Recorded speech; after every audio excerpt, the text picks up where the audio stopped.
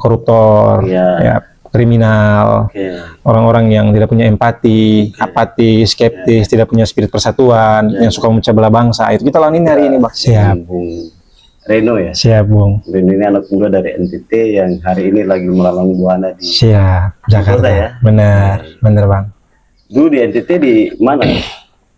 Di Muhammadiyah, Bang, di Kupang, Kota Kupang. Tapi aslinya Flores, Adonara, Flores Timur. Flores Timur, Bang. Beda lagi itu. Beda pulau lagi. Atau masih satu pulau sama Flores? Beda pulau lagi. Dia nyebrang lagi, Bang. 1-2 malam lah kalau kapal laut. Mantap ya, bisa sampai Jakarta ini. Iya, Bung. Oke. Bung, ini kan sebagai anak muda ya. Ya. Bagaimana coba kasih cerita sedikit soal melihat fenomena politik di Indonesia Nusantara ini. Dikasih tahu biar teman-teman, wah ini ternyata perspektif politik hari ini menurut Bung Reno itu seperti ini kan. Silakan. Oke, makasih Bung. Baik. Tentunya melihat situasi politik hari ini ya Bung ya, itu kita anak muda tentunya punya harapan besar Bung. Punya harapan besar, punya gagasan yang besar untuk bisa merubah semua sistem dan super sistem ini jadi lebih baik lagi Bung. Nah, ranah politik ini menjadi dasar pijaknya untuk semua instrumen sistem itu, Bung. Nah, karena politik ini akan mengatur semua tatanan itu, Bang. Sistem sosial, sistem keadilan, sistem hukum, kesehatan, pendidikan, dan sebagainya. Itu kan kebijakan hukum, kebijakan politik semua ya, Bang. Nah, untuk itu, anak-anak muda hari ini, Bang, itu perlu mengawal demokrasi secara aktif, Bang. Baik memberikan kontribusi pikiran ataupun opini-opini Bang, gagasan-gagasan, ide-ide, baik masukan, usulan atau komentar itu wajib Bang partisipasi anak muda. Nah, permasalahan hari ini kan kita lihat mungkin memang sekarang ini udah mulai fenomena ya Bang ya, udah mulai masif ya Bang ya. Anak muda kasih kritik di media sosial sebagai platform lah. Itu gebrakan yang positif Bang saya lihat.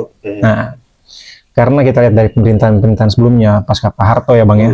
Terus pasca reformasi sampai hari demokrasi itu memang ada partisipasi meningkat Bang, signifikan gitu. Jadi publik semakin kritis, publik semakin cerdas, semakin sadar tentang politik lah, hak dan kewajibannya. Nah, tentunya ini ada harapan besar lah Bang, kayak gitu. Tinggal dibereskan hal-hal yang buruk dalam politik, yang diwariskan kepada kita itu kita tidak boleh lanjutin lagi Bang, kayak gitu. Yang jelek-jelek itu gimana? Nah, itu kita bahas tuh Bang. Jadi ada etika moral Bang dalam politik. Nah, hari ini di tengah zaman yang cukup masif Bang, perkembangan teknologi informasi itu orang cenderung pragmatis Bang, di semua aspek. Orientasinya bukan lagi pada nilai dan moral etika, tapi berorientasi pada benefit, material, income. Kan itu kalau kita bicara di depan mereka, ini kan kebutuhan. Bagaimana jawabannya? Sepakat Bang. Artinya hewan aja cukup juga mengerti Bang. Nah, karena mereka tidak ngerti. Hewan yang nggak punya akal ya. Itu dia sekali makan cukup dia ngerti Bang. Bagaimana kita sebagai manusia Bang, apalagi kita kaum intelektual, orang yang berpendidikan, tentunya harus lebih waras Bang. Bagaimana dia memanage resource yang dia punya, sumber daya atau pendapatan yang dia punya itu bisa seimbang gitu Bang, balancing gitu. Permasalahan hari ini Bang, sudah terlalu timpang Bang. Udah terlalu serakah, udah terlalu rakus, terlalu banyak koruptor di mana-mana, multisektor krisis Bang, sosial tidak ada harapan, ekonomi juga lagi defisit kayak gini. Nah, inilah bentuknya kita kembali merefleksi kepada politik budi Bang, moral dan etika. Politik itu yang harus kita tanamkan di anak muda kita ini supaya kedepannya bisa lebih baik lagi. Kasih contoh ke teman-teman kita soal budi pekerti atau moralitas, misalnya versi contoh di NTT ya, Contohnya gimana tuh? Kalau jadi NTT ya? Siap. Kalau NTT ini kan multikultur Bang, beragam. Ya, ada suku, ada etnis daerah yang beda-beda. Nah, tapi ketika kita bicara tentang persatuan, situ mancuk Bang, rancu gitu. Maksudnya nyambung gitu Bang. Nah, jadi ketika kita bicara tentang nilai-nilai itu tinggalkan semua ego Bang, sosial, egosentris, itu ditinggalkan dulu Bang, ego agama, suku, budaya itu ditinggalkan. Pada akhirnya kan ketika anak muda yang ketika keluar merantau Bang, itu udah lebih terbuka wawasannya Bang. Mereka berbaur, berkolaborasi, bersinergi gitu Bang. Jadi tidak serta-merta pun, tapi budaya pun juga menjadi landasan, Bang. Jadi kita berkacu pada leluhur-leluhur dulu ya, Bang ya. Budaya-budaya kita dulu itu kan mereka hidup bergotong royong, tolong menolong ya, meskipun dengan apa ya, dengan ekonomi yang terbatas tapi tetap sama-sama gitu, Bang. Solidaritasnya lebih tinggi lah, Bang. Nah, hari ini permasalahannya kan hari ini tuntutan kota ini kita menjadi sedikit individual, Bang. Individual dan sedikit-sedikit eksklusif hari-hari ini, Bang, kita melihat. Nah, inilah kita bisa punya harapan bahwa anak muda terus kembali menggali budayanya lagi, Bang. Nilai-nilai global ini kita tetap ngikut, tapi budaya itu jangan sampai hilang, Bang. Jangan sampai luntur. Kita itu seperti tadi itu Bang saya sampaikan, etika, tutur kata, sopan santun, budi pekerti, nilai-nilai yang baik lah, Bang, nilai-nilai adiluhung lah. Nah, itu harus tetap terjaga, Bang, jangan sampai terkikis. Kepada anak muda yang harus punya tugas dan tanggung jawab tadi. Sepakat. Nah, mereka kan tadi sudah disinggung sedikit soal mereka ini pragmatis dan lain-lain. Dicontohkan bahwa hewan aja bisa tadi. Untuk bisa sampai ke situ dan sesuai dengan tupoksi mereka, harus bagaimana tuh mereka? Mereka harus bisa menilai zaman, Bang. Tapi tidak hanyut gitu, Bang. Bahwa memang ada perubahan pragmatisme, bahwa memang ada perubahan gejolak-gejolak global, ya kan, Bang, materialisme dan sebagainya. Cuman idealisme itu harus tetap dijaga, Bang, di dalam lubuk hati mereka. Ditanamkan bahwa materi ini sebagai hanya penyangga aja. Tidak serta-merta semuanya itu harus pakai materialisme kayak gitu. Ada nilai-nilai lebih penting lagi, Bang. Etika moral itu lah, Bang. Itu yang harus kita menjaga. Dimana kita bergaul, kita berelasi, itu kita menjaga hubungan itu, Bang. Memang kalau sekarang soal masyarakat ya, di masyarakat itu kan kita tetap bebankan apa namanya, permasalahan bangsa atau rakyat ini ke pemerintah, anak muda. Ya kan?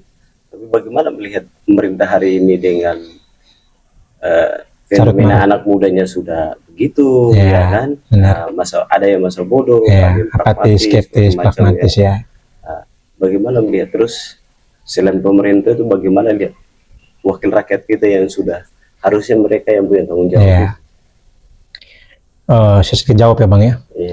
Tentunya kalau relasi antara pemuda dan pemerintahan, Bang, pemerintahan ini sebagai landasan utama, Bang, sebagai toolsnya. Dia harus bisa manage anak-anak mudanya, Bang, mengontrol, mengarahkan, memperdaya, sehingga berpikir bagaimana semestinya. Permasalahan hari ini yang orang-orang kita harap jadi pemimpin kita, Bang, menjadi wakil rakyat kita, mereka mengajari hal-hal yang kadang akan berbalik daripada realitas sehari-hari, Bang. Nilai-nilai itu berbalik jauh. Misalnya kita harapkan mereka menjadi amanah kan, Bang, atau menjabat kan, Bang, tapi mereka abuse of power, penyalahgunaan kekuasaan, mereka korupsi, penyelewengan kekuasaan, gratifikasi. Nah, itu kan udah menyimpang, Bang. Akhirnya membuat generasi baru yang harusnya bisa tumbuh dengan baik itu mengikuti pola itu lagi, Bang. Pragmatisme lagi, itu ditaruh bariskan terus, Bang. Nah, harapan saya anak muda harus bisa keluar dari itu semua, Bang.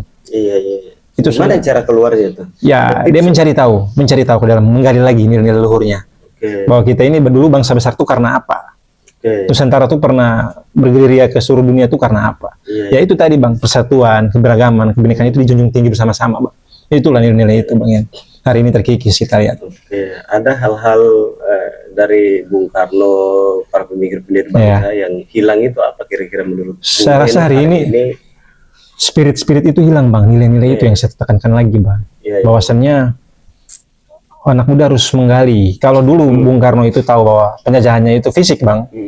Ya, ada pertikaian secara konflik senjata dan sebagainya, perjuangan-perjuangan. Hari ini perjuangannya sedikit beda, Bang. Pergeseran ya.